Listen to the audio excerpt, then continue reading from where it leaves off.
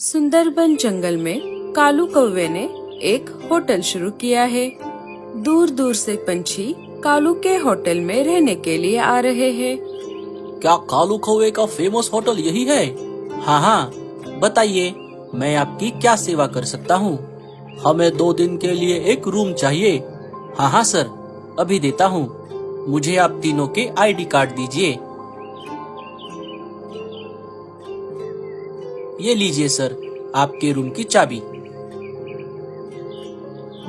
अरे सुंदर, सर को उनका रूम दिखाओ और उनका सामान भी ले जाओ। चलिए सर, मैं आपको रूम दिखाता हूँ। होटल सनशाइन में आपका स्वागत है। कालू का होटल बहुत फेमस था। साल के 12 महीने होटल के रूम बुक रहते थे। चलो, अब दोपहर हो गई है, मैं घर जाकर थोड़ा आराम कर लेता हूँ। अरे सुंदर, तुम जरा रिसेप्शन काउंटर संभालो, मैं जरा घर जाकर आता हूँ। और लाडो से कहना किचन की थोड़ी साफ सफाई करवा ले। ठीक है कालू भैया। भूरे जी, ओ भूरे जी, उठ जाइए। सुबह से दोपहर हो गई, फिर भी आप सो रहे हो। मैंने आपके लिए गर्मा गर्म अदरक वाली चाय बनाई है। एक बार ये चाय पी लो, फिर बाद में खाना भी तो खाना है। आज मैंने आपके लिए आपकी पसंद की बिरयानी बनाई है। अरे वाह, आज तो उल्टा ही हो गया। मैं जरा बाहर जाकर देख कर आता हूँ, कहीं सूरज पूरब की जगह पश्चिम से तो नहीं उग गया। अरे नहीं नहीं भूरे जी, रोज की तरह आज भी सूरज पूरब से ही उगा है। लेकिन ऐसा कैसे हो सकता है? रोज तो तुम मुझे ताने मार कर उठाती हो, लेकिन आज अचानक ऐसा क्या हो गया तुम्हें जो तुम मेरी इतनी खातिरदारी कर रही हो? वो मैं हमेशा हमेशा के लिए मेरे मायके जा रही हूँ ना, इसीलिए। अच्छा, तो ऐसी बात है क्या? क्या कहा? तुम कहाँ जा रही हो? आपने बिल्कुल सही सुना, मैं हमेशा हमेशा के लिए मेरे मायके जा रही हूँ। अरे, अब तुम रो क्यों रही हो? रो नहीं तो और क्या करूँ? शादी से पहले आपने कहा था कि आपका लकड़ियों का बहुत बड़ा व्यापार है। बस उसे देखकर मेरे मम्मी पापा ने हमारी शादी करवाई थी। लेकिन जब से हमारी शादी हुई है, आप घर पर ही रहते हो, इसीलिए अब मैं जा रही हूँ। रीमा घर से जाने ही वाली थी कि तभी उसकी माँ उसे मिलने के लिए वहाँ पर आ जाती है। अरे माँ, तुम यहाँ पर कैसे? कैसी है मेरी लाडली बेटी? माँ के ऐसा कहते ही रीमा फूट फूट कर रोने लगती है। अरे अरे, क्या हो गया? तुम रो क्यों रही हो?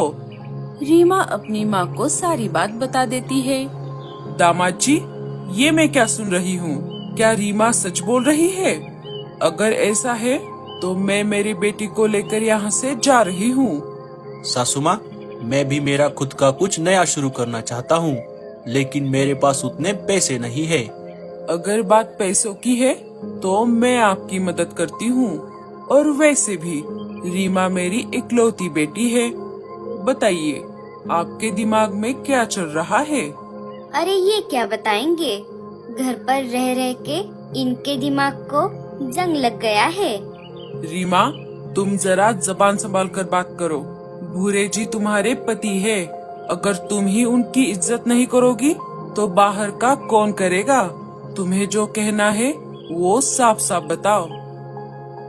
भूरे जी, मुझे माफ कर दीजिए।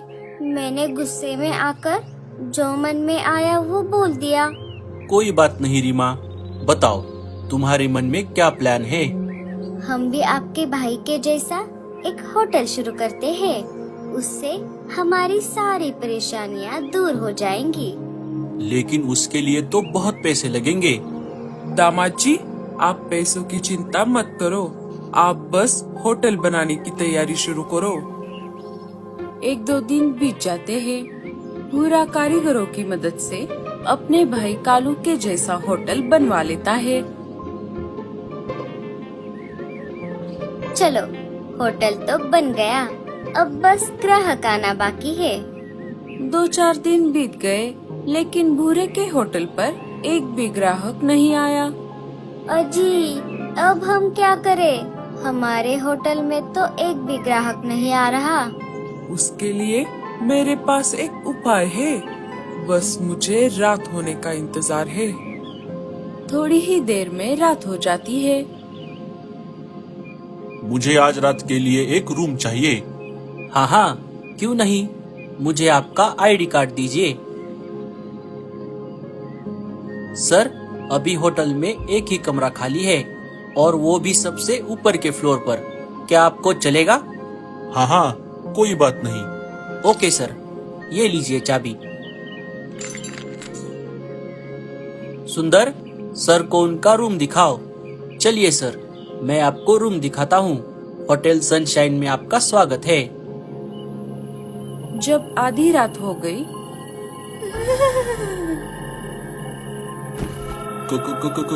कौन है? ये मेरा कमरा है। निकल जा यहाँ से, वरना मैं तुझे कच्चा चबा जाऊंगी। भूत! कालू के होटल में अफरा तफरी मच जाती है। देखते ही देखते आधी रात में ही सारे पंछी कालू का होटल छोड़कर भूरे के होटल में रहने के लिए चले गए। सुबह हो जाती है। क्यों, कैसा लगा मेरा आइडिया? मम्मी, आपने तो कमाल कर दिया। आपका जवाब नहीं। अजी, ये क्या हो गया? ये अचानक हमारे होटल में भूत कहाँ से आ गया? पता नहीं गोरी, मुझे भी कुछ समझ नहीं आ रहा। कालू भैया, मुझे तो लगता है ये किसी की साजिश है। किसी ने ये जानबूझकर किया है। ये सब किसका किया धरा है, ये मैं अच्छी तरह से जानती हूँ। 1-2 दिन गुजर जाते हैं। फिर एक दिन रात के समय, अरे सरदार, आज हम कौन से घोंसले को लूटने वाले हैं? आज हम किसी घोंसले को नहीं, बल्कि एक होटल को लूटेंगे। अरे वाह, आज तो मजा ही आ जाएगा। चलो, इस होटल को लूटते हैं। अरे सरदार, इस होटल को लूटने से अच्छा है हम खाली हाथ हमारे घर चले जाएं। क्यों? क्या हुआ? तुम ऐसा क्यों बोल रहे हो? अरे बॉस, क्या आपको नहीं पता, इस होटल के सबसे ऊपर वाले कमरे में एक भूत रहता है। क्या क्या कहा? भूत? ये तुमने मुझे पहले क्यों नहीं बताया? चलो चलो यहाँ से।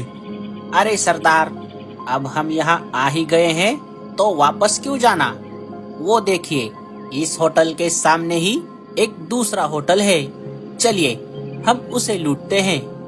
तीनों भूरे के होटल की तरफ निकल पड़ते हैं।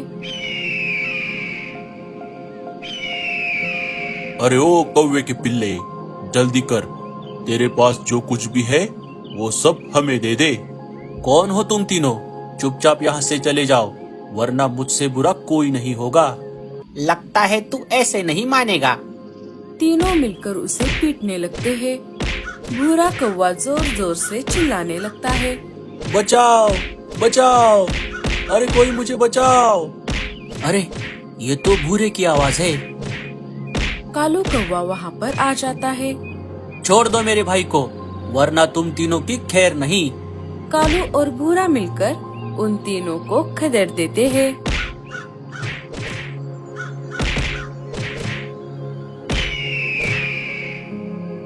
दोनों को बहुत चोट आई थी। भूरे, तू ठीक तो है ना? हाँ हाँ भैया, मैं बिल्कुल ठीक हूँ, लेकिन आपको बहुत चोट आई है। गोरी, रीमा और उसकी माँ वहाँ पर आ जाते हैं। अरे बाप रे, ये क्या हो गया? भूरा सबको सारी बात बता देता है। कालू भैया, मुझे माफ कर दो। आपके होटल में भूत है, ये अफवाह हमने ही फैलाई थी। रीमा और उसकी माँ अपनी गलतियाँ मान लेती है। अरे भूरे, तू मेरा सगा भाई है।